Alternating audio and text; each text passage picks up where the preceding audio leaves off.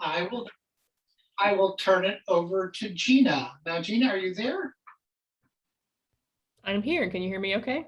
Yeah, I can hear you fine. So go right ahead. Great. Well, thanks everyone for joining us this morning or afternoon or evening, depending where you are in the world. It is morning here in Boston, and they just started doing drilling outside of my office window. So I apologize if there's any background noise. So today we're going to talk about quantitative studies and mission and world Christianity, what I'm calling some good, some bad, and some ugly. So we're going to look at different kinds of data sources. We're going to look at the wider discipline of counting religion around the world. I'm going to share with you a little bit about what we're doing here at the Center for the Study of Global Christianity. But first, we'll start with the scary word statistics. And perhaps you have heard the famous quote, "There are three kinds of lies: lies, damned lies, and statistics." And this, in some ways, wraps up what I do as a quantitative scholar of religion. Except for that, I don't try to lie with statistics. But the point is, you can say a lot with statistics. And we're going to talk today about all the different ways that people communicate with quantitative data. And you can see here this little Dilbert cartoon. He says, "I didn't have any accurate numbers, so I just made up this one." And he says, "Studies have shown that accurate numbers aren't any more useful than the ones you make up." And someone asks, "How many studies showed that?" And he says, 87. So you can say a lot with statistics. And in my opinion, some statistics are a little more trustworthy than others. So we're going to look into how you can tell some of the methodological issues behind quantitative data. So let's look at a little bit of an overview of what we do here at the Center for the Study of Global Christianity. So the center has been in continuous operation since 1965, when we were founded by David Barrett in Nairobi, Kenya, initially part of the Anglican Church of East Africa. It grew from East Africa. David Barrett moved to Richmond, Virginia, and then my colleague Todd Johnson brought it to Gordon-Conwell, where we run the center together today. And the core of what we do is found in these two databases, the World Religion Database and the World Christian Database. So these are subscription-only databases, but if your institution does not have a subscription, feel free to reach out to me at any time and I'll help get you what you need. But this is where all of our quantitative data on world Christianity and other religions is housed. And so we track trends in every major religion. So that's 18 categories of religion, including separate categories for atheists and agnostics, in every country of the world. So we use the United Nations designations. So it's 234 countries. And we have data in the past, the present, and then projections for the future. And the World Christian Database also includes variables on missionary sending and receiving, Christian finance, evangelization, a whole host of variables to help inform us what Christians are doing around the world, other than just affiliating with Christianity. And perhaps some of you have bumped into some of our resources along the way. The World Christian Encyclopedia, 3rd edition, just came out about a year or so ago. And we have a 10-volume series on Christianity around the world with Edinburgh University Press. And there's about 4 or 5 of those volumes that are out now. We produce a peer-reviewed journal on religion and demography. So we feature peer-reviewed articles that intersect religion and quantitative studies. So we're definitely trying to push our research out in as many ways as we can. So a few years ago, we came out with this book in 2013, The World's Religions and Figures, An Introduction to International Religious Demography.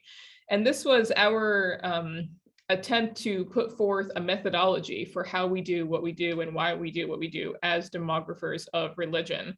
And so if you have ever encountered a social or really any research article, and research articles are typically laid out, they show you the abstract, the methodology, the results, the discussion, limitations.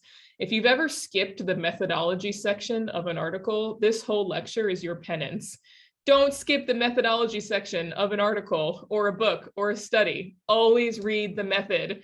And so we came out with a whole book to discuss the method of how we do what we do. Because if your method is bad, your data are bad.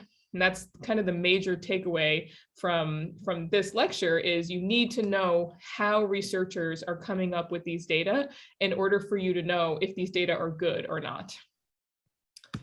So what is the demography of religion? So the field of demography as a whole, as practice, is looking at age, sex, fertility, mortality, migration, what we call kind of basic human characteristics. And within demography, there is what's called social demography, where researchers are looking at the intersection of those demographic variables, age, sex, fertility, with different parts of society. So the sociology of economics, politics, family, health, illness, education, all different aspects of society. And then within that is religious demography, or the demography of religion, which takes which is looking at religious and non-religious populations in relationship to age and sex structures, their growth and decline around the world, the distribution, migration, religious identity, religious change. So it's essentially the quantitative study of religion, but with an emphasis on where these groups are growing and declining based on these demographic characteristics. So at the Center for the Study of Global Christianity, our work is a little bit unique from other demographers of religion who do this kind of work, in the sense that ours is international, that we are tracking trends in every religion in every country of the world, even small island nations that some people have never heard of. In many cases, we're the only ones that have data on those places. Our work is interdisciplinary. We're going to get into the sources of quantitative studies of religion, and you'll see that we go beyond the typical demographic sources of data, which are government censuses and social scientific surveys and polls, to look at anyone anywhere who's producing any kind of information to help inform our estimates for religious populations around the world. So whether that's missionaries are often an excellent source of information, ethnographic studies, qualitative studies, linguistic studies, historical studies. So we're taking in a lot of information at once. And the historical piece. So if you ever see the number of Christians in the world in the year 1900 cited somewhere, that probably comes from us. There are very few demographers of religion who engage in historical studies of religion. And this is a really important part of demography, because in order to make future projections, you need to have enough historical data to create that trend line over time. So this is a little bit of what makes what we do at the Center for the Study of Global Christianity unique. So why are quantitative studies important? I know when I speak to PhD students or even master's level students, there's a little bit of fear of quantitative studies. And I think it's because they were bad at math when they were in school. It's okay. You don't have to fear numbers. I think quantitative studies of religion are really important for a lot of different reasons. I do think there's generally some confusion about the status of religion around the world, especially in Western settings. A lot of people think that religion is dying, the world is becoming more secular, when actually the opposite is true, that religion is growing around the world. Christianity is changing, it is shifting, and it is not dying. The world is not becoming more secular. Religion is important for international relations, for public policy. Religion and politics is a huge field. And I think especially in the 21st century, there has been a growing interest in religion, and more people in more disciplines are realizing that religion is not something that's going away. The other reason why I think quantitative studies are important is because people love numbers, even though they might be a little bit afraid of them. People love when something is quantified because numbers have this weightiness to them. Oh, 73% of people say X. Well, that's a lot of people. X must be true. Even though they might not know what that 73% actually means. So people like numbers because they can use numbers to help bolster whatever position that they're trying to support. But people also hate numbers, I think, because a lot of people know that numbers can lie. So there's this interesting dynamic where numbers help support us, but also numbers can be used against us. And on a local level, perhaps some of you doing more local level research, quantitative studies can be really helpful in understanding congregations and smaller units. So whereas I'm doing work kind of in the 30,000 foot view of where religion is growing, declining worldwide, quantitative studies can really help on local levels to help us understand what congregations and Christian organizations are doing and what the impact is of what they're doing. So quantitative studies are really useful for measuring changes in religious beliefs and practice, attitudes, church activities, things like this. And if we have time at the end, we can get more into congregational level research. So what are some sources of data for the kind of work that I do as a demographer of religion? So we're going to talk about three major sources of data and the strengths and weaknesses of each of these. And it's really important to always know the strengths and weaknesses of your data source, because there's no such thing as a completely objective data source.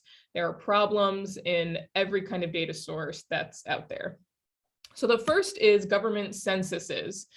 So about half of the world's countries ask a religion question on their national census. Most countries do a census every 10 years or so. And we see over time that countries have been asking a religion question on their census. Sometimes countries add this question after not having it for a while. We have seen a little bit of a trend of countries that are not asking the question anymore. So say they do their census every 10 years on the, in 2000, 2010, 2020, they might have had it in 2000, they dropped it in 2010. This is unfortunate for us because this is a good source of data, because government censuses attempt to be representative of the entire population. They're trying to count every single person. But the way that government censuses ask the question is really interesting for us. So you can see here, this first question I have up here, this is from Scotland's census in 2011, asking the religion question: what religion, religious denomination, or body do you belong to? And then it says this question is voluntary. And then it gives you a list to choose from: none, Church of Scotland, Roman Catholic, other, Muslim, Buddhist, Sikh, so on and so forth. So if you're Scottish and you go to take the census, this is what you're going to see. Now, the same year, here's the census from Ireland in 2011, asking a religions question. And this one says, what is your religion? Check one box only, and gives you the options: Roman Catholic, Church of Ireland, Presbyterian, Methodist, other, and then no religion at the bottom.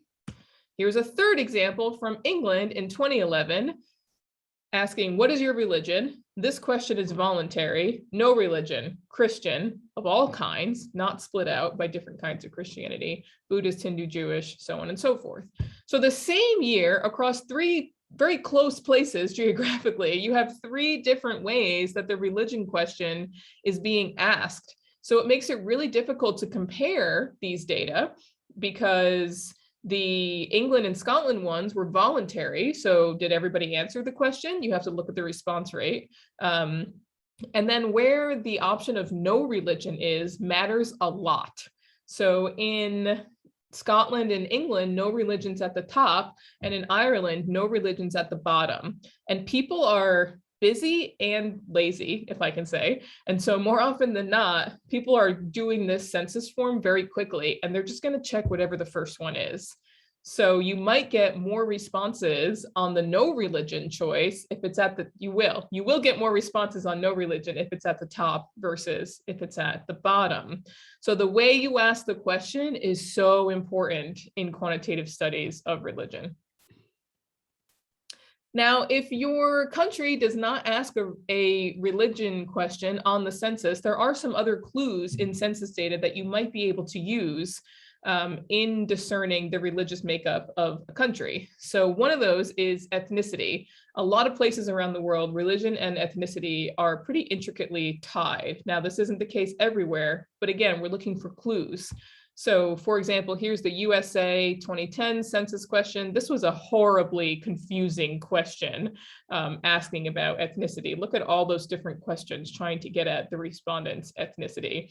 So this is very complex compared to other places, such as New Zealand. Here's their 2016 census asking the question about ethnicity. And you could see, of course, very different kinds of ethnicities between these two different places. So ethnicity data can help feed religion data as well. Now, even though government censuses are great sources of information because it's representative of the entire population, there are limitations to censuses. So the first is honest response. Are people being honest on the census? In a lot of places, people have reasons for why they might choose another religion. So say if you're in India and you are Jain, you might check Hindu. Or if you're a Christian in a place where it's dangerous to be a Christian, you might not want to write in Christian if you're taking the census in Saudi Arabia or a place where Christianity is not supported. So there's a lot of reasons why people are not honest in the census. In Western settings, you see these two Be Honest in the Census campaigns where non-religious groups were trying to encourage people in society. This happened in the UK in particular, to say, if you're not religious, don't check religion. So make sure you actually check that no religion box. And in the UK, we actually did see, after this campaign, a massive drop in the number of Christians in the UK. From, I think it was the 2001 to 2011 censuses. Now, it wasn't because there was actually a massive drop, because religion doesn't change like this. Religion changes slowly like this or like this generally. But there was an artificial drop in the data because of this campaign. They had bus signs, they had billboards, they had all kinds of things running to encourage people to be more honest on the census. Who is counted in a census? So they do try to be representative of the entire population, but I just heard on the news this morning, actually, that the United States 2020 census was really bad, actually, worse than censuses past in counting traditionally marginalized groups such as communities of color, children, because the 2020 census just wasn't conducted as well as it should have. And the 2020 census is the thing that's going to be used for the next 10 years to develop all kinds of policy in this country. And it's becoming widely known that it's not a very reliable census compared to past censuses. So who is counted in the census? Selecting responses from a set list. So we saw in those examples that you could check the boxes and then there was a write-in option. People are not going to write in generally. They're going to choose from the set list. So that's another reason where this Be Honest in the Census thing comes through. If your religion is not one of those choices, you're less likely to write in and more likely just to check something that's already there. There are some problems with the ethnicity and religion assumptions. So one of these assumptions is, for example, Somalia is 99.9% Muslim. So wherever you have Somalis in the world, in the Somali diaspora, you're probably going to have Muslims. Now, that might not be true. For example, Palestinian Arabs are more Christian in diaspora than they are in Palestine. So you can't always take the religious composition of a group in their country and then apply it elsewhere, because sometimes the diaspora experience changes the religious identity of the group. All right, some pros and cons of censuses. Let's look at surveys. So social scientific surveys and polls, there are tons of these. The Pew Research Center, World Values Survey, Afrobarometer, Asia Barometer, World Values Survey. I mean, there's just tons on all different kinds of levels. And so what surveys are doing are trying to create a representative sample of a target population. So say you want to study Ireland, but you can't, survey all the people in Ireland because it's too expensive to do that. You try to create a nationally representative sample, a smaller number of people that represent the whole. And surveys are used in quantitative studies of religion a lot. This is where you get into the nuance of religious belief and belonging, because surveys ask questions like, what is your religion, like this one here, but they also ask, how often do you attend religious services? How often do you pray? Do you give money to religious organizations? Do you support any number of religious things? This is where you get into the nuances of religion beyond just identification. Now, there are a lot of problems with surveys and polls. One is these are small sample sizes. So, the United States is 331 million people. You can't survey that many people. And so you do a nationally representative sample of 1,000 people. Well, you have to ask the question, can 1,000 people really represent the opinions of 331 million? Same thing in China. There's 1 billion people in China. Can you do a survey of 2,000 people and have 2,000 people represent the attitudes of 1 billion? That's a methodological question to think through. Non-response and response bias. So when you send those surveys out, you're going to get a lot of no responses, which is going to hurt your results. And then you're going to get a lot of response bias, which is when people think, what does this researcher want me to say? Oh, well, I checked that I was a Christian, and I know I'm supposed to go to church every week, so I'm just going to check that I attend weekly, even though I haven't been in the last 6 months. Or, oh, I'm going to write that I pray every day, even though I don't pray every day. So there's methods and tools that we can use to try to minimize response bias to encourage more honest responses on surveys. Now, the third source of data that we use that a lot of other demographers of religion do not are data from religious communities themselves. So Christians have a long history of counting themselves, and other religious groups too. Here you have the American Jewish Yearbook. This book comes out every single year with high quality estimates for the number of Jews in every country of the world. The Catholic Church comes out with all kinds of data. They're actually back here on my bookshelf here. I have all the Catholic data from the last decade or so there. And so I believe that Christians can count themselves. And this is what we do at the Center for the Study of Global Christianity is every 5 years, we go to every denomination that we know of in every country of the world, and we ask them, how big are you? Now, there are problems with data from religious communities as well, because, what is the definition of membership is going to vary from group to group. Are children included in their membership figure, or is it adults only? Is it only people who've been baptized? Are they a Credo Baptist or are they a Paedo Baptist tradition? What if they don't have a membership role? Are they giving you the church attendance figure on a Sunday morning instead of the membership figure? So there's different understandings of membership. And then, of course, there's the risk of inflation. Of groups who want to appear bigger than they really are. And this is probably the #1 critique of data from religious communities, from other demographers of religion, is that all these religious groups just want to seem bigger than they really are. And I'm not terribly convinced that that's true, that is a methodological thing to consider. So let's look at a methodological issue of how to ask the question. How to ask the question about religious affiliation. So we're going to look at a 1-step approach versus a 2-step approach. So we're going to use Bulgaria as our example. So in the 2001 Bulgarian census had a religion question, and it asked it in this way, a 1-step question. It asked, what is your religion? So it asked faith, and then it gave you options from a set list: Orthodox, Catholic, Protestant, Sunni, Shia, other, so that's your write-in option, and then none. So this is the Bulgarian census, whole population, 2001. Now, a couple years prior, the European Values Survey in Bulgaria, 1999, asked a 2-step question for religious affiliation. So step 1, do you have a religious affiliation? If so, go to question 23. If not, go to 24A. If you checked yes, it brought you here, and it asked you which one, set list, with the other write-in. So you see the difference between the 1-step and the 2-step result in very different numbers.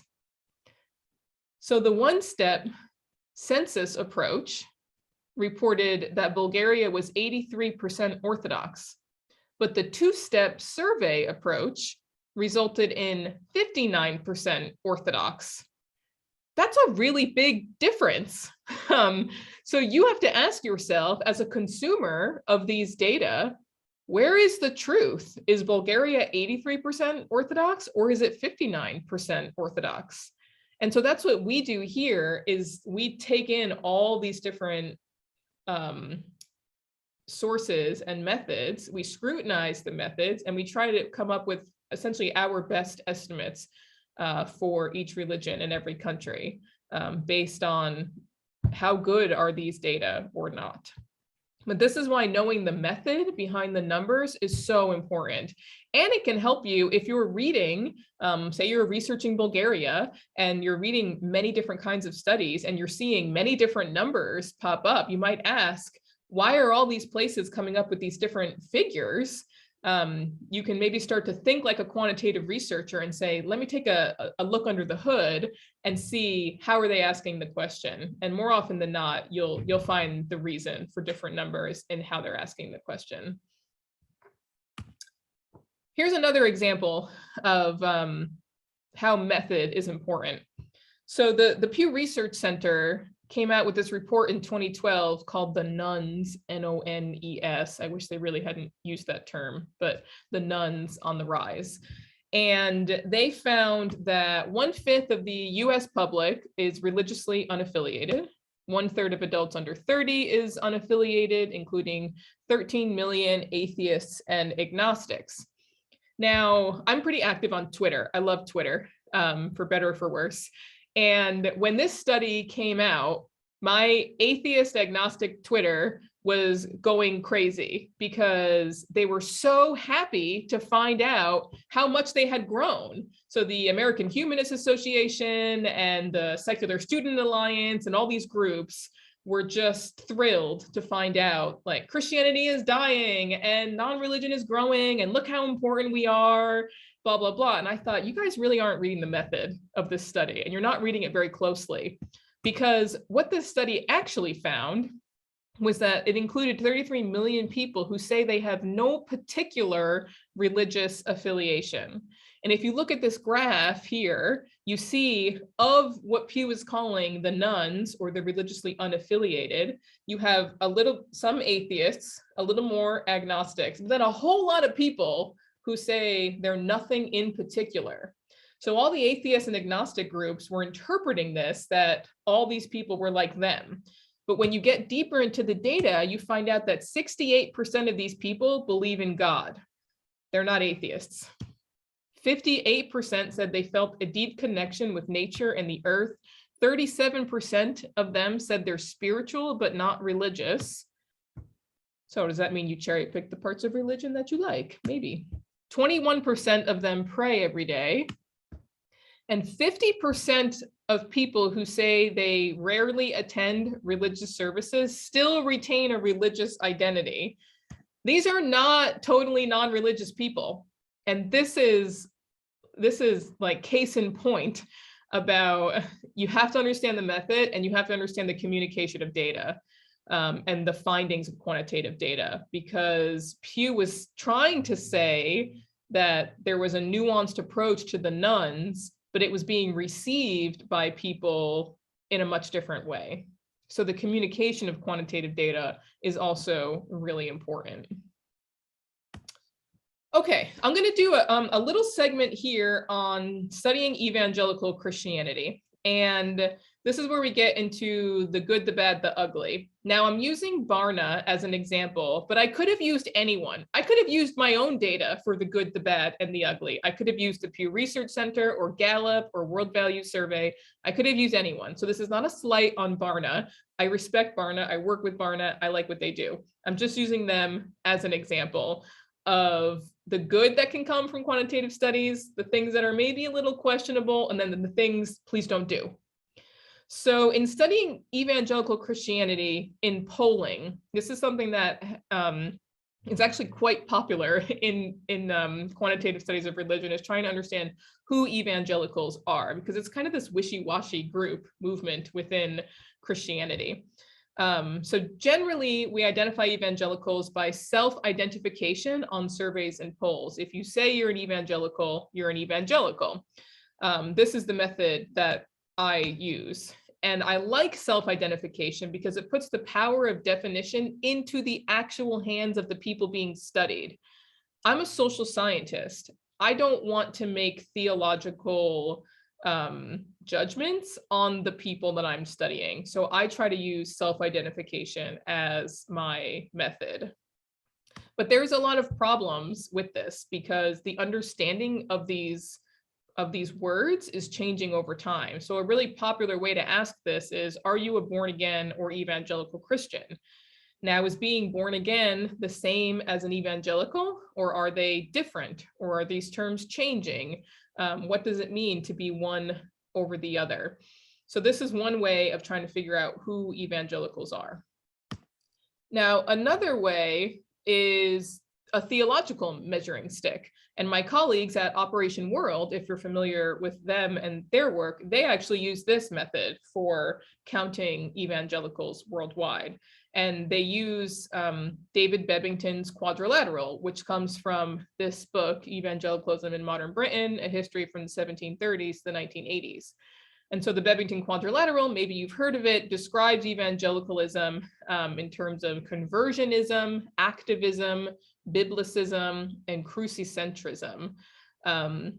So the centrality of having a personal conversion experience, your desire to spread the Christian faith, the centrality of the Bible in your life, and the belief that Jesus Christ died on the cross for your sins.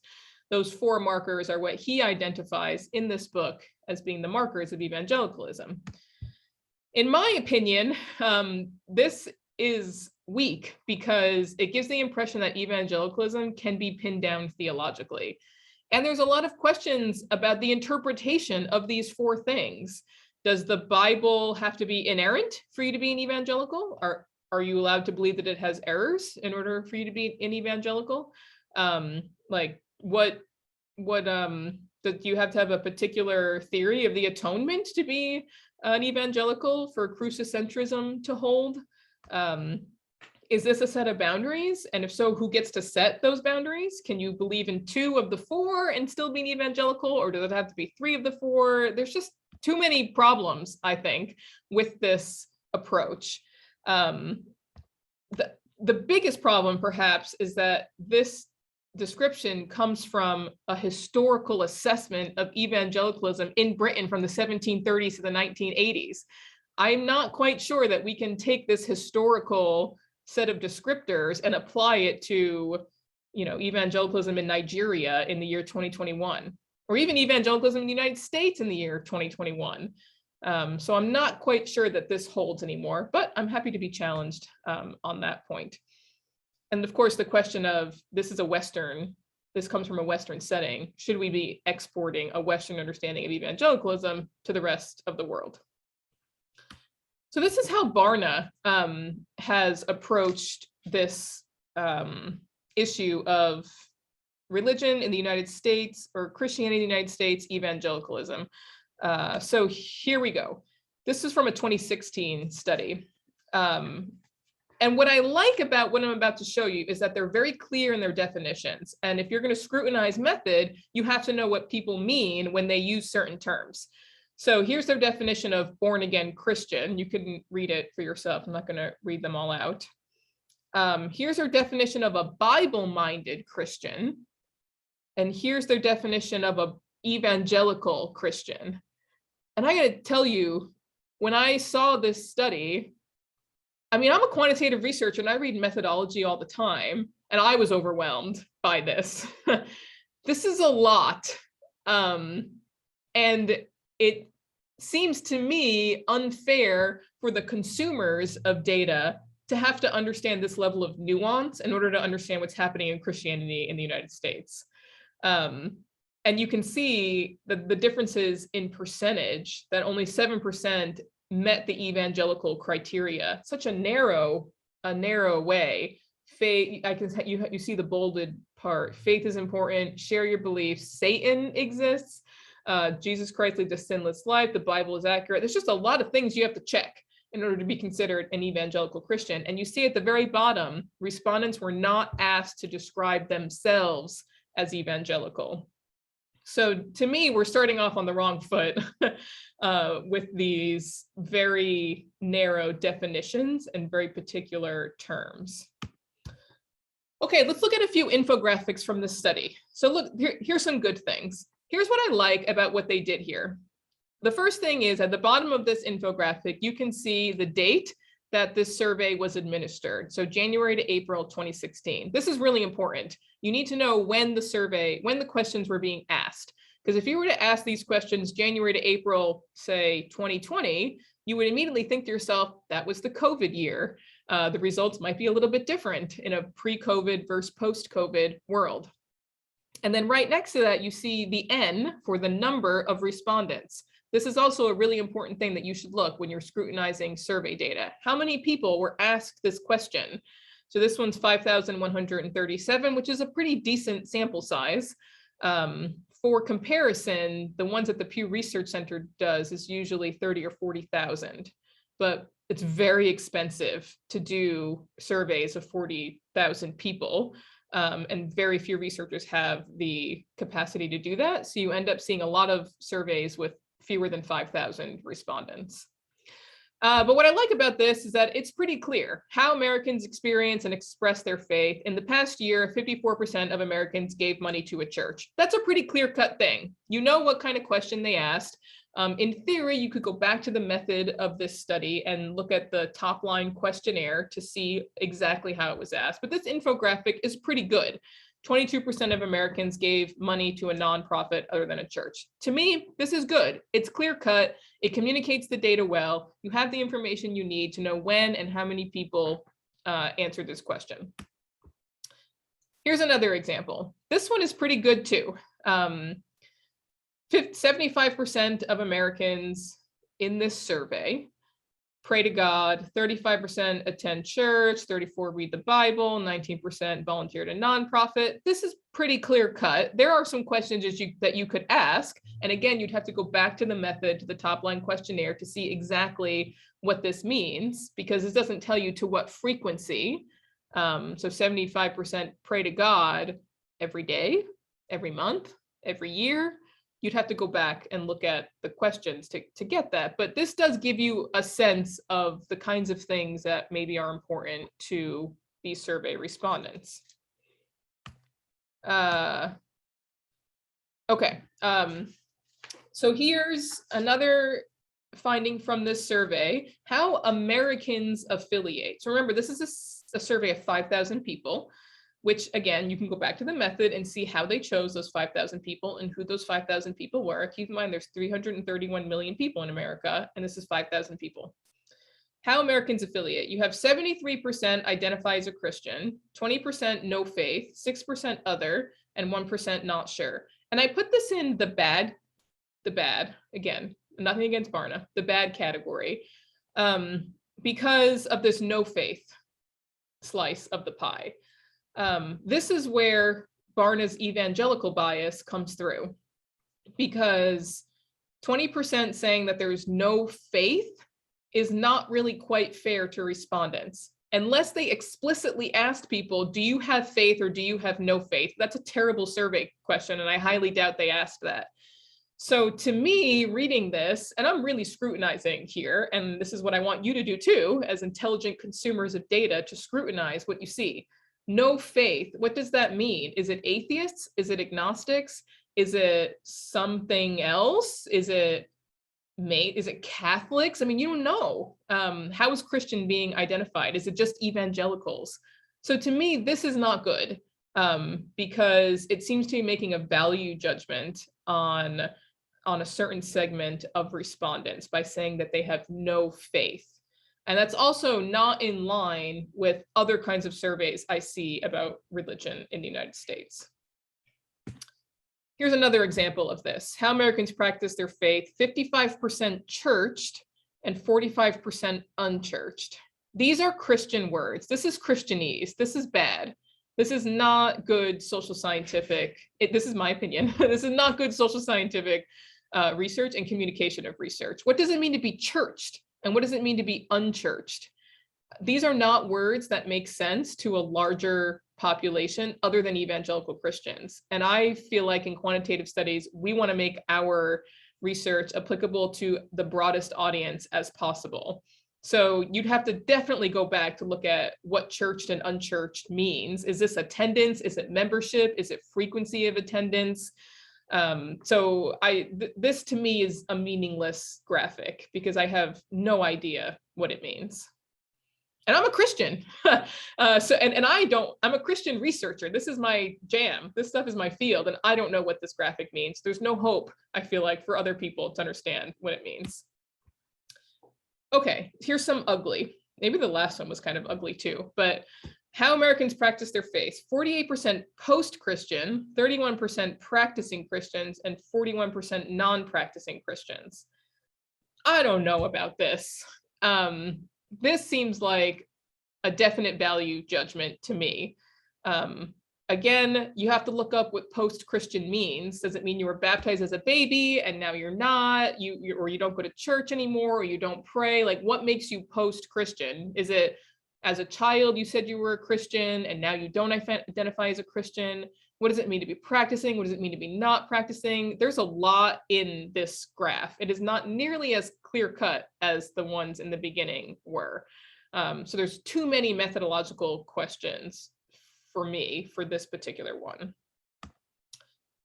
Here's another, what Americans believe, and this is what I talked about earlier with the definitions: born again, Bible-minded, and evangelical. I don't know. And it's also unfortunate to use a map of the United States as your marker because it makes it look like maybe people live in this area, like the West Coast, 7% evangelical Christians. It's a little confusing from a communication standpoint too. And then the last one I'll show here, what Americans believe. 57% said God is the all-powerful, all-knowing, perfect creator of the universe who rules the world today. 33% said other view of God, and 10% said there is no such thing as God. And the reason I put this in the ugly category is because the first one there, it's asking way too many things in one question: all-powerful, all-knowing, perfect creator who rules the world today. This one question is asking 4 questions, actually. These should be 4 separate questions in a survey, because you can believe that God is all-powerful, but maybe not all-knowing. Or you can believe that God is all-powerful, but maybe not the ruler of the world. So this is not a good question. You can't ask more than one thing in a question. And then the 33% other, I'm not a big fan of other categories. What does that mean? Other view of God. So to me, this just doesn't work. It is not communicating very much to me, I think. So you can see within one study, this is all from the same study, some communication of the data that was good, some of it that wasn't maybe so good, and some of it that just, to me, just really didn't work. So where do you get data from? I'll talk briefly about some good data sources out there. And when I say good data sources, that doesn't mean you don't have to scrutinize it. You must scrutinize all data, even my data. Scrutinize my data too, because I know more than anyone the good, the bad, and the ugly of the data that comes from the Center for the Study of Global Christianity. There's a lot of global surveys out there, and global sources of data. I will say global surveys are really hard. It is very difficult to write a survey that is equally applicable in many different cultural contexts. Even if you translate the surveys into different languages, is the meaning being translated with it? So this is a very difficult thing to do, which is why there's so little of it. The International Social Survey Program, the World Value Survey, they've been doing it for quite a long time. The Pew Research Center has oodles of money, so that helps a lot. We don't tend to do survey work because we don't have the funds, frankly, to do it. There are a lot of excellent regional surveys. They're listed there. Demographic and health surveys are in many different countries. They give you a lot of good information. They don't all ask about religion though, so you have to just see. And then on the country level, different groups will ask about religion. In Australia, the National Church Life Survey is by far the gold standard. CONICET in Argentina has done 2 religion surveys. They're widely known as being, well, they're the only surveys of religion in Argentina. If you go to this website, the Association of Religion Data Archives, the ARDA.com, the ARDA is an excellent source of information on studying religion quantitatively. You can see, this is just a screenshot of some of the data sets they have available. International surveys, there is a lot of US because it's US based, but they're trying to expand their international reach. A lot on church membership, congregational studies, they have teaching tools, they have sample syllabi, they have all kinds of things for helping people understand religion from quantitative perspectives. So I highly encourage you to go to the arda.com and just poke around. And it's a repository, so they're not producing any data themselves. They're helping quantitative researchers put all their data in one place to serve students and congregational leaders and all kinds of people. So they're an excellent resource. So when I've said this phrase over and over, scrutinizing data, what does it really mean to scrutinize data? So I have lots of questions to get people to start thinking about how to scrutinize quantitative data. Who is the source? Where does it come from? Is it just one person behind it? Is it a research center? Is it a university? Is it a church? Is it religion-based? Is it a government, a nonprofit? This can help you understand potential bias if you know who is doing this research. Are there any PhDs on the project? And this is not to sound elitist, because a lot of people think, well, I'll just throw a survey together. I've had a lot of friends say to me, well, let me just write a survey. But there's a whole field of survey methodology that exists for a reason, because it's how to ask a question, how to get good response rates, how to not have double-barreled questions, which is where you ask multiple things in one question. There are statistical techniques for piloting and testing questions to see if they work or not. And if you just throw a survey together, you're really missing out. So I would recommend using work from, and referencing work from people who have been trained in how to do this right. What's the organization's mission statement? Do they have an agenda, a bias that they're trying to show with their quantitative studies? Who funds the research? This is a big deal. Who's giving money to fund this research? And does the funder have any say in what the research is going to say or show? That's a big deal. The method, how they ask the questions, we've talked about that a lot. How'd they collect the sample, and is it representative? This is really important. There are different sampling techniques that people use for different reasons. So a more exploratory study might use, say, a snowball sample, which is something like I contact my network and they do their networks, and it goes out like that. And those studies tend to not be representative. Now, it's not that those studies are worth nothing because they're not representative, but you just need to know that if you're going to use and cite these data. The sample size, the response rate. Do you have access to the top line questionnaire yourself so you can see how the questions were asked? That's really important. And it just goes on. We could spend the whole time just talking about how to scrutinize data. But the point is that as budding researchers, you should be getting to the point where you're asking these kinds of questions whenever you see a number, because you can't just take numbers for granted. So I'm happy to go into the Q&A now. I do have some information on congregational surveys if people are interested in that, that we can talk about. But if people aren't doing congregational research, we can skip that. But the thing I want to make sure everyone leaves with today is knowledge and encouragement to scrutinize quantitative data on religion. Great. Well, thank you, Gina. That was an excellent presentation. I'm sure we're going to have lots and lots of questions. In fact, I would have liked to ask about 5 questions on every slide because it was so rich and so good. Where to begin?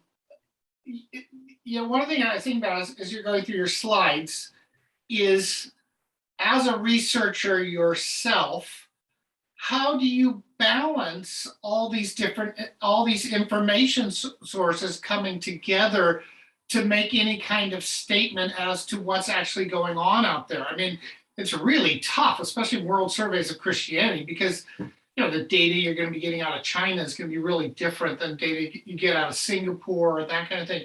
So what's kind of the process that you guys go through at the center to kind of sift through all these different kinds of information coming at you with all the kind of checks that have to be in place? Yeah, it's a great question. So the question is about the triangulation of data. How do we weigh the quality of different data sources? And I will say, over time, this sounds really unscientific, but you get a sense of these things because I see the data from, say, the World Value Survey come out every few years. You see, when you are in the government census world, you get a sense of which censuses are really good and which ones have problems. Like, for example, it's pretty widely known that the Indian census has a lot of problems when it comes to counting religious minorities. And so when we get India census data, we know we have to triangulate that data even more than we would, say, the UK census or whatnot. So I think that's, in general, government censuses really are the best, but it's where there are known problems like that. That's when we really have to start bringing in the other kinds of data to try to balance it out. But that's also why we report different figures than, say, the Pew Research Center does, because Pew will just take that government figure.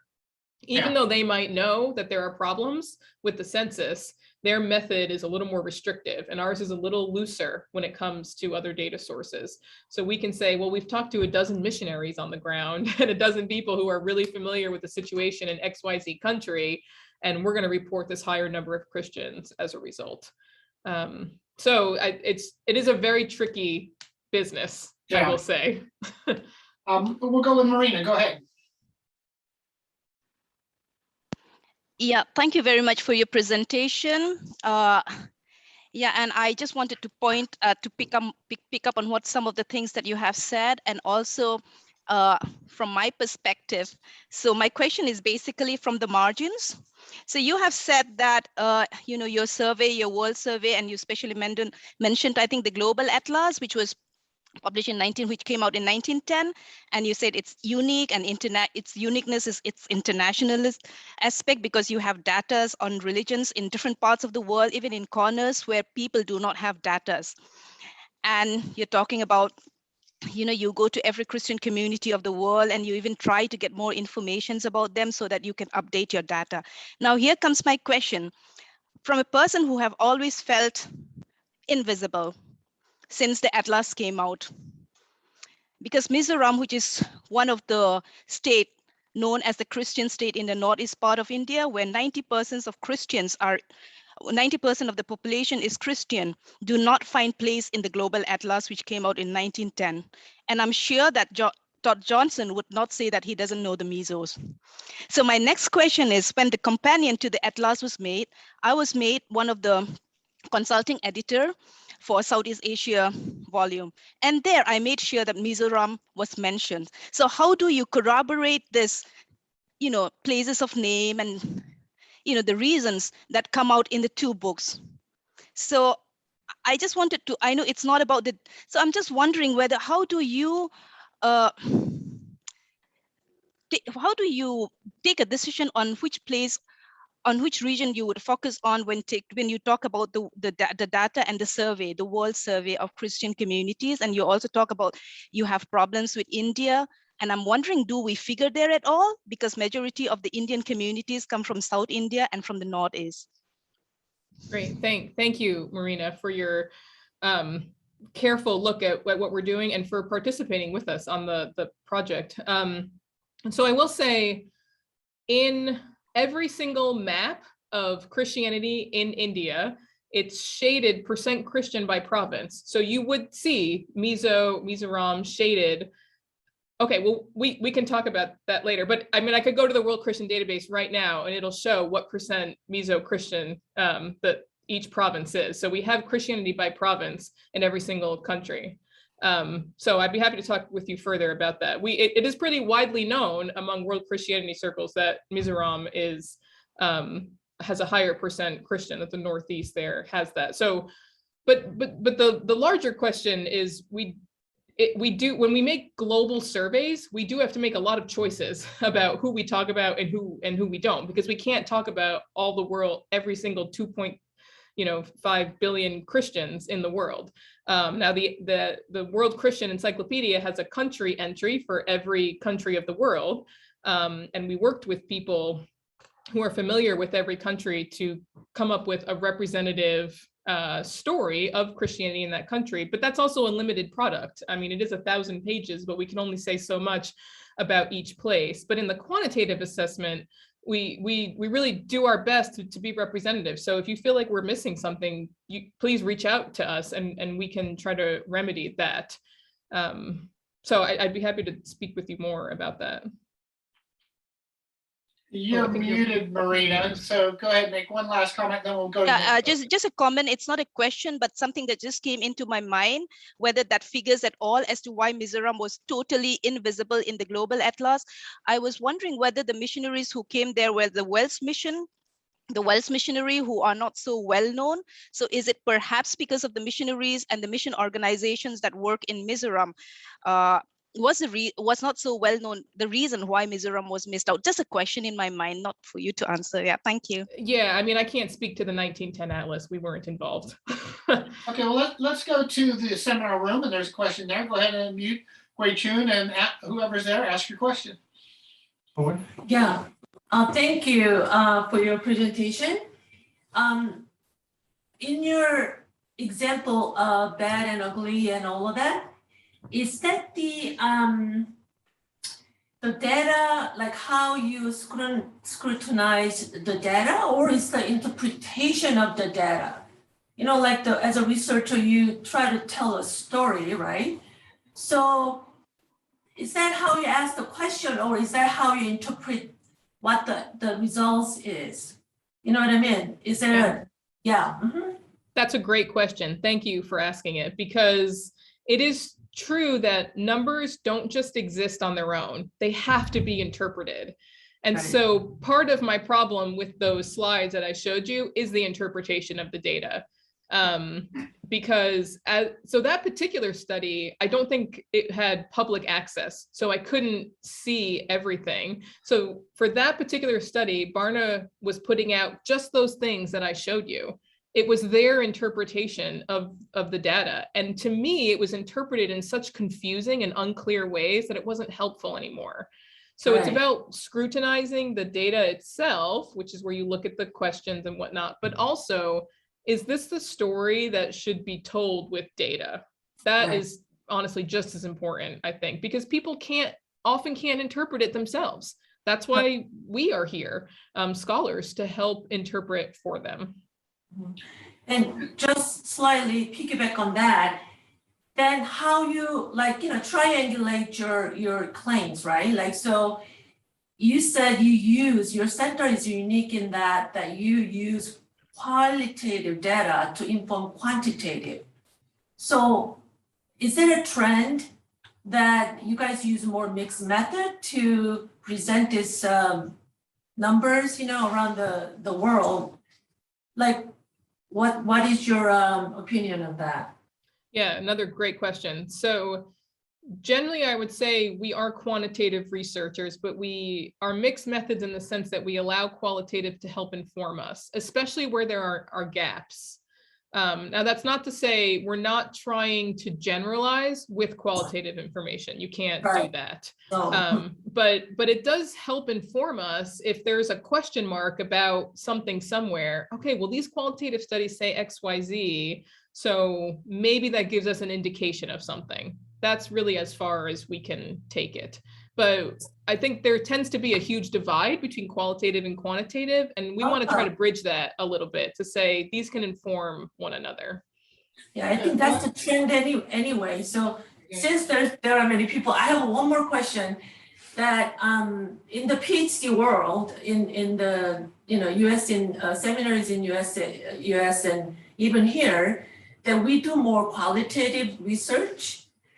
I don't know how to bridge that gap that, we do more quantitative, like, curriculum wise and while we promote to do more quantitative? If you have any idea, like I know you're from that world, so is there anything we can do to promote that?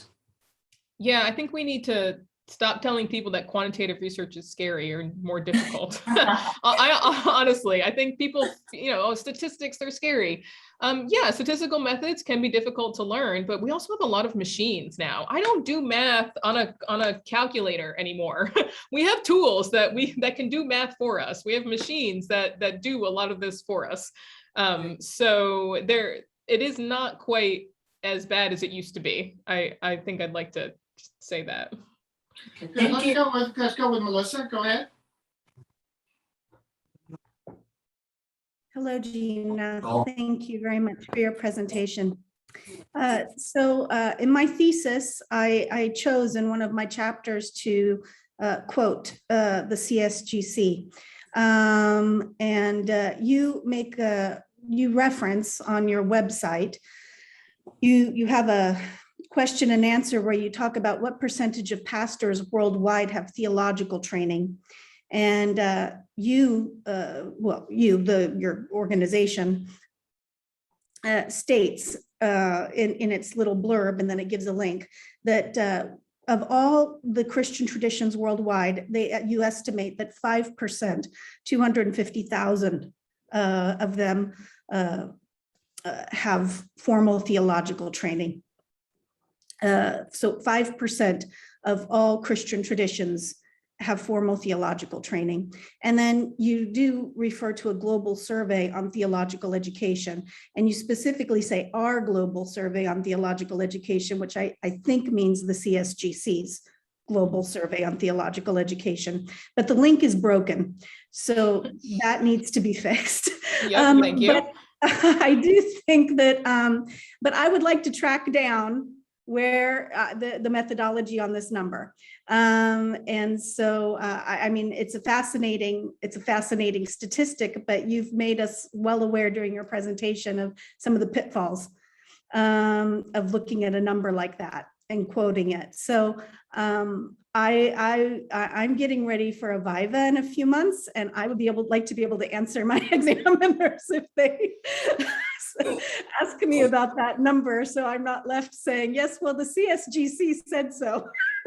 Yes. Okay. This is exactly what I'm saying that you should do. So thank you, Melissa, for doing it.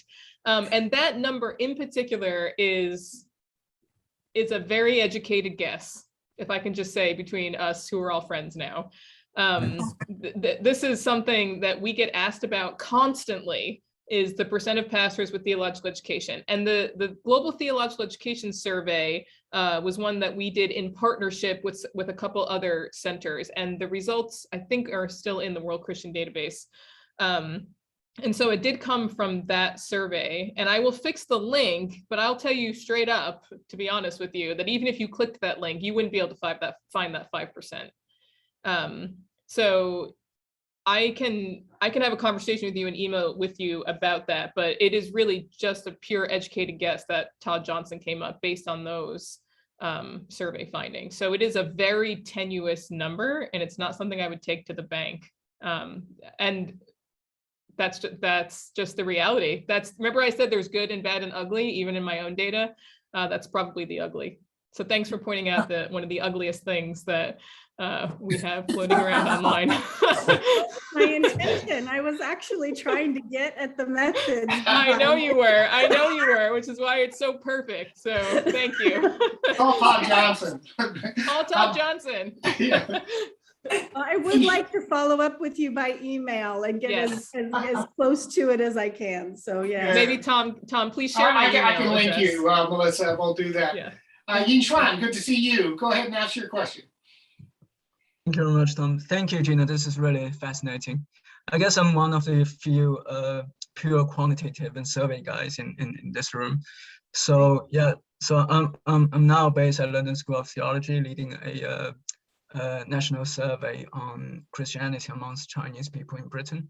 So I have worked with ISSP, Asian Barometer, European Social Survey in the past. So I guess I can echo much of what you said just now.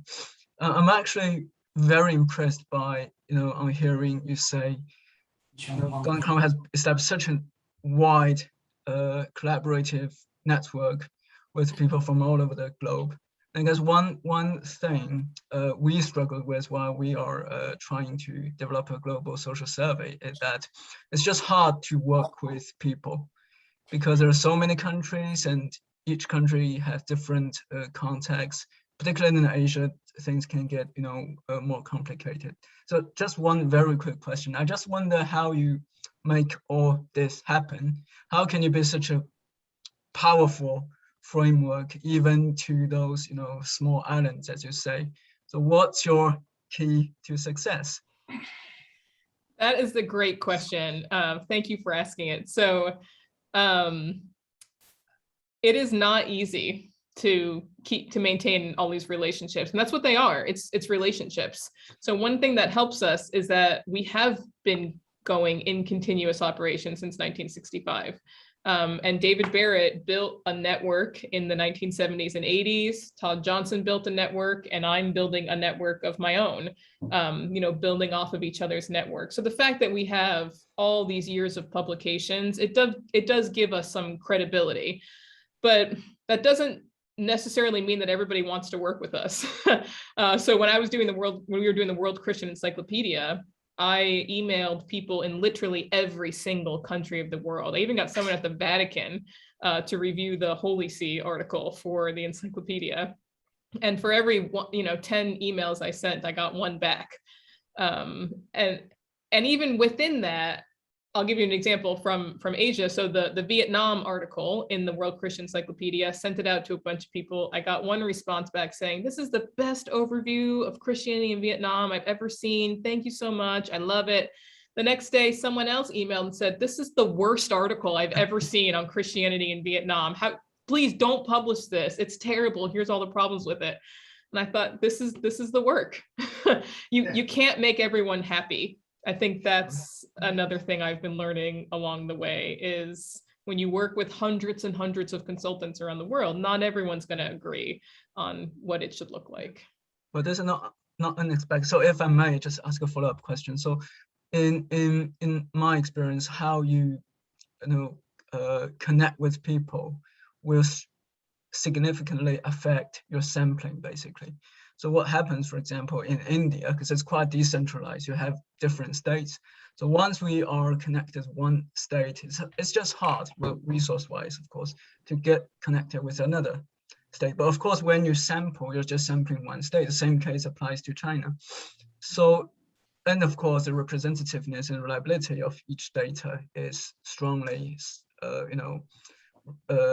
reduced because of these. So do you face the same problem, especially when it comes to bigger, more diverse countries? And how do you basically compensate for these lack of representativeness, if you like? Yeah, I mean, this is why we don't typically do survey work. And it's because we just don't have the funding and the capacity to do, because everything we do is global, right? Because anything we report has to be in 234 countries. And there's no way that we could possibly do survey work in 234 countries. But say India, when we were writing the World Christian Encyclopedia, I could send the India article to someone from North India and someone from South India and get two completely different perspectives on what the India article should say. And we do our best to, honestly, the first people I go to are the scholars who share that 30,000 foot view with me, because when you get into the weeds a little bit, it can be very difficult because people from very local perspectives might think, but this doesn't look like what I see right now in front of me. And I am sympathetic to that. But when you do these overviews, it's very difficult to have every single local person everywhere see themselves in it. So, I mean, we're just doing the best we can. But those realities are there. Yeah. Thank you so much. Thank you. David, Singh, go ahead. Yes, Gina, thank you so much for your lecture. I want to ask you a personal question, really. How do you personally deal with novelty bias, because as human beings, we are all, drawn to unusual conclusions, anything that is exotic, anything that is out of ordinary. Instead of simply focusing on ordinary conclusions, very often people use numbers and misuse them, skew them. So I guess my question to you is, how do you interrogate yourself? Because I think that is the most difficult thing to do. Yes, that's a great question. I love that question. And I've been asking it myself a lot lately. Right now, I'm working on a book on women in world Christianity. And it is very tempting to write about the things that I care about the most. And every day I tell myself, I need to step back and say, right now, I'm working on the chapter on Oceania, women in Christianity in Oceania. And there are lots of very interesting things to me personally, from my theological perspective and whatnot, that are happening. But I have to ask myself, if people only ever read these 7,000 words on Christian women in Oceania, I want to make sure they get the most robust picture, not a series of little nuanced things that I think are interesting. And I say that to myself all the time. If you're going to read 7,000 words on Christian women in Africa, are these the 7,000 words that they should know? And that's how I try to check myself. And it's actually the hardest one for me was North America, because this is my context. This is the one I know the most. And I am a Christian woman in North America. And there were all kinds of things I wanted to write about. And I thought, no. If you had 7,000 words on North America, are these the right 7,000 words? And some days, I write those 7,000 words and I think, yeah, okay, those are the 7,000 words. And sometimes I think I got to change a few thousand of those words because they're not the right words. But because I am in this field, I do try my best to scrutinize myself. But this is why I send my stuff out to other people, because you can only scrutinize yourself so much. You can't always see your own bias. So I have editors, that Christian Women in Africa chapter is going to be read by Christian women in Africa to say, are these the right 7,000 words, or are there different words that I should be using? So that's how I set up a kind of checks and balances system in my work. Okay, good, Gina. Let's go with Damon. Do you have a question in the seminar room? This is a general question about the use of statistics.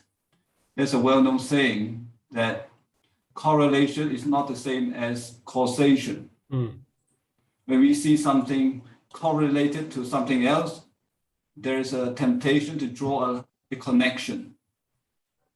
Maybe the connection is really there in some cases. Maybe in other cases, there's no connections.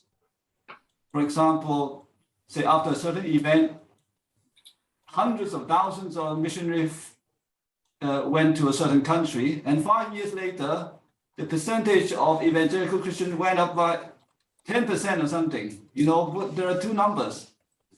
So some missionaries say, hey, write to the Mission Society and say, you see, we've been there and the evangelical population has been increasing, so send us more money. Or send us more missionary. That may be true. That may be the truth. Right. But that may not be the truth. So how do we actually know what's happening? What is the real story? I don't know if you do. Honestly, because David Barrett would always say, these are statistics with a human face. These are actual people, right? There's 1, 2, 3, 4, 5, 6 of you in this room. If one of you were no longer a Christian, there'd be 5 Christians in the room, and I'd have to change the database if you were a country. So these are actual people with all the confluence of factors coming into it, of environment and health and socioeconomics. Christianity doesn't exist in a vacuum. How can you really tell what the cause is for growth and decline? Which is why this whole discipline of secularization theory exists, that people are still talking about why Christianity is declining in the West. It's because it's so complicated that there is no one explanation for why Christianity is declining in the West, or at what pace it's declining, or if it's going to decline everywhere else in the same way. And it's because of what you're describing, and it's just so complicated.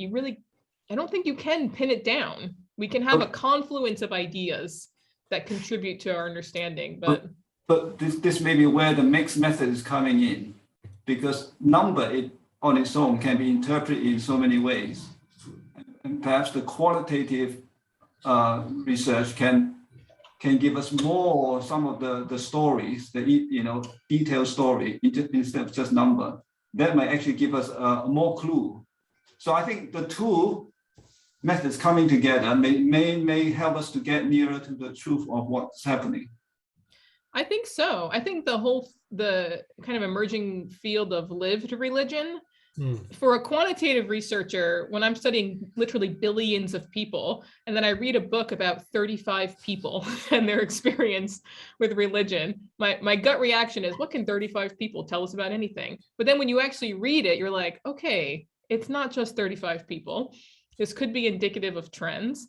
And it is interesting and illustrative to get into the minds of those people in ways that you can't otherwise. So I agree completely of that. I really do think we need to see more mixed methods research. Gina, let me follow up on that. One of the things that I'm working with one student here, and he's very interested in people movements. And it's really good research. He's doing a great job. But one of the issues, it seemed to me, that everybody that he was talking to at that time, and when we talked about broadening it out, was to get all the questions were being asked by people in pretty much North America or Europe, and most of them men, all right? What are you guys doing at the center to begin to ask the questions you're asking, Gina? That's good. I mean, in a sense that the gender issues, but also like in terms of like Marina was pointing out, how do you bring the kind of questions in that are coming from Christians in Northeast India or Christians in Korea that need information, but are going to be looking at it and asking different questions? Yeah, that's a great point. We try our best to tap into this global network in everything that we do. And the Edinburgh Companions to Global Christianity series is an example of that, because each of those books, all of those contributors are from those places. So it's an article on Christianity in South India written by a South Indian Christian, so that you hear the voices coming from these places. And there's really nothing else like it. The Oceania volume just came out. How often do you see all those Pacific Island nations represented in world Christianity? Not very often. They're just literally left off the map in most world Christian studies. And so by us including all of those places in our global analysis, that's one way we try to do that, and by hearing their voices. Now, from the quantitative perspective, we do send our data out. So for the encyclopedia, we sent out spreadsheets to people in country and said, scrutinize this. Does this look right to you? And so you do run into the fact that people who are working in a particular context might not know the national context. Just because you're from Australia doesn't mean you know nationally the trends of Christianity in Australia. So there is tension between the local and the global that we run into a lot, because we want that local perspective. But again, just because I'm from Boston or I live in Boston doesn't mean I know everything there is to know about Boston. You know, like I'm not like a researcher of Boston. I know less about Boston than I do like other global cities. So that tension is real. Yeah, let's go with Kyle. Go ahead, Kyle. Thanks, Gina. Gordon-Conwell alum. So nice to see familiar space behind you. My question, I'm involved in some projects with the World Evangelical Alliance, some of which are aimed at trying to ameliorate persecution and rely heavily on things like the World Watch database. As someone who I don't know if you have ends, but if the opposite of quantitative studies would be philosophy, I'm probably more on the other side in terms of interest. But so all that to say is like I'd be interested to hear your perspective, because I've read some of the methodology sections for the research. I've contributed to studies in Indonesia, where I lived for 12 years, and some of it's still a little bit opaque to me. But I'm curious what your kind of general perspective is on those studies and like measurements of Christian persecution around the world. Yeah, so I referenced the World Watch lists also and the dossiers that they put out. The gender-specific religious persecution data is very good. And I've talked to the researchers behind that, and they're really doing a lot of work to highlight the gendered differences of persecution, and there's nothing out there like that. It's very unique. So I really believe in that research. I do get the sense that the World Watch list is a little bit more localized than the perspective we take on Christian persecution, in the sense that, you know, when I read, I don't know a lot about it personally, but when I read the World Watch List reports, I get the sense of like someone's literally there watching these persecutions happen. like, you know, like they only report on things that end up in the news or that kind of thing. So in that sense, it's very, very localized, which is good because you get to hear stories of Christians who encountered X, Y, or Z. But I wonder if sometimes it misses the broader context of religious persecution in some ways. So we actually have a very different method on how we don't track persecution, but we track martyrdom. And ours tends to be a little bit more larger scale than what you see from the World Watch List. But I reference those studies too, and think they're really useful, as long as, depending on what you're using them for, I suppose. Thank you. Hey, Gina, I got another question. All right. Sure. In terms of the center you're working at, you guys are doing your own studies. What kind of survey sample size are you generally using? Where are you, who are you asking? And because, you know, a population basis of who you send these surveys out would seem to be pretty important. You know, my son's involved in quantitative research and they were doing financial decision making, but it's a pretty major engine out of the University of Colorado. But what I found fascinating is almost everybody they asked was a graduate student or undergraduate student at the University of Colorado. And I was thinking, that's going to tell you the financial decision making. Sometimes he's sitting in a dorm and whether they're going to go get pizza or, you know, go to the football game. You know, it's not, you know, so how do you know what you're getting and how do you determine that you guys, who you ask? Yeah, so this is why we don't do survey work generally, Okay. for that reason. But for who we ask, like I said, we're generally asking first scholars. Hey, I'm like this women's book.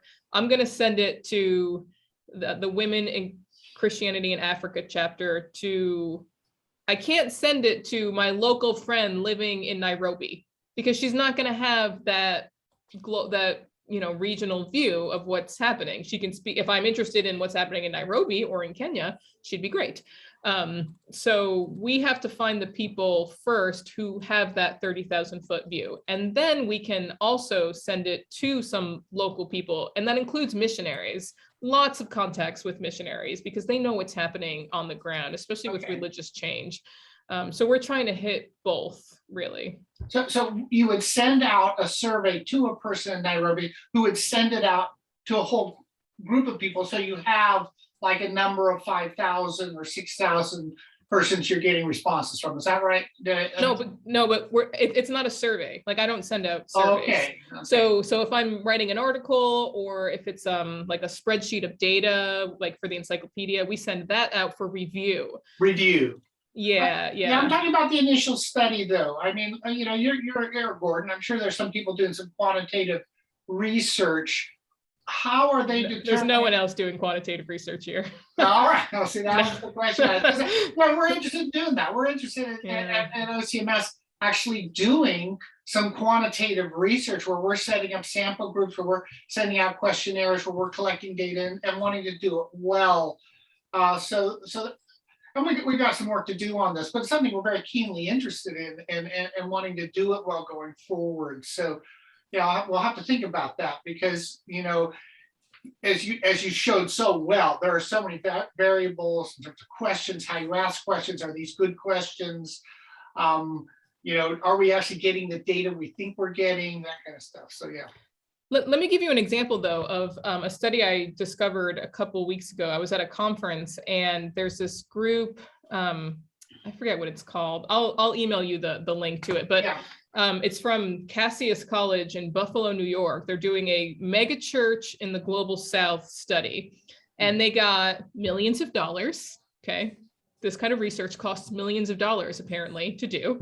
And they have continent directors. So Asia, Africa, Latin America. I don't know if they're doing, no, yeah, it's just Global South, Oceania. And then they chose 3 countries in each continent, and then 4 or 5 churches, mega churches in each country. And so they had the continent director and then the country director who hires people in country to go into the mega churches, and they're going to give a survey to the staff, to the congregants, and to like the leadership or something. So 3 surveys, each mega church, 400 respondents for each survey. So they're getting hundreds of responses from each mega church, and they're doing it both online and in person. I could keep going about the method of this thing, which is why it costs millions of dollars to do this kind of research. I'm a little bit incensed about it, if you can tell, that it costs millions of dollars to do this kind of global research. To me, that's an ethical problem. That is there any other way to know what's happening in Christianity around the world if you don't have millions of dollars to do it, is an important question here. But if you're going to do this kind of thing, that global megachurch project seems to be doing it well. They got delayed because of COVID and the whole thing, because they're going into the actual churches. But it seems to be a good method. They're set up well for success, I think. But again, millions of dollars. Yeah. I don't have millions of dollars to do that. Well, neither do we. Well, maybe that's a good way to do some research where you can get millions of dollars to do it. Gina, I just want to thank you so much for such a great presentation, and just really, really helpful. And this is a great way to kick off this whole series on mission and big data. And you really brought out both possibilities and also the problems. And so, you know, it's the good, the bad, and the ugly. You know, somewhere Clint Eastwood's in there. But anyway, yeah, thank you so much. And we just appreciate all that you and Todd and the whole group out there are doing. And we pay attention to your work and the kind of data. So again, thank you so much. For everyone else, and I'll send out an email on this, next week is our non-MBL week, because we have big meetings with OPP. We will convene again in 2 weeks, and the speaker there is still being lined up, and hopefully everything will work out fine, and we're in communication on that. But stay tuned, we're gonna have a series of excellent lectures on quantitative research, big data, and mission. So that's all coming up. So with that, I will bid adieu, and thank you so much, Gina. And send me those emails, okay? And I'll follow up with Melissa and others, okay? Thank Great. you. Bye, everyone. Thanks. Bye.